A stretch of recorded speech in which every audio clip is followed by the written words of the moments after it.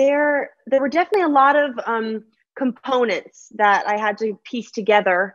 A lot of challenges. I've never done a television series before, so just having so much more time to develop a character, 10 hours instead of the regular kind of 2 in the film world was different and exciting for me to just have more room to play. Obviously, Tony McNamara, who wrote the script, his language is delicious and witty and very specific. It is a comedy, and so that was a new challenge that I had to face and learn, and to get my mouth around those words with the English accent was definitely something new and something I had to work on, and just trying to create a character in our version of Catherine the Great. Obviously, she is a historical figure, but we wanted to make our own version. Because the show is not a historical document. We're not always factually accurate, but I wanted to kind of create this character and this woman who is learning, finding her voice.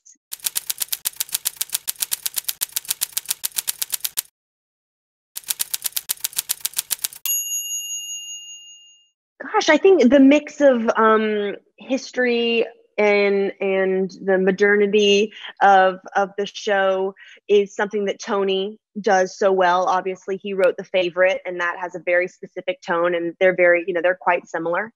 And I think just bringing it to modern audiences and just having audiences be able to relate to the characters in a new way, in a fun way, and so it's not just your average dull period drama.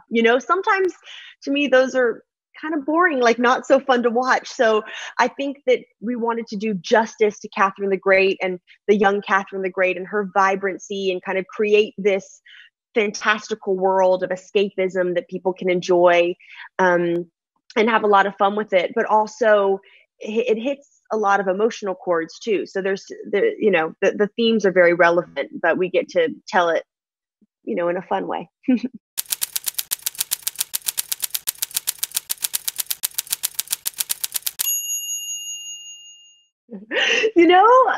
Yes, there were a lot of sex scenes, definitely the most sex scenes I've ever done. I'm growing up. You guys have known me for a long time now, so some things might shock you, but I'm 22, so it's fine. And it's a part of the story, it's a part of Catherine the Great's story. She was the real Catherine the Great notoriously loved sex and was very free and open, and so we wanted to explore her sexuality in the show and show, there's 2 different types. There's the sex that she has with Peter, which is basically like a duty that she has just to get an heir, and then there's a more passionate side that she has with her lover Leo, and so we get to show the 2.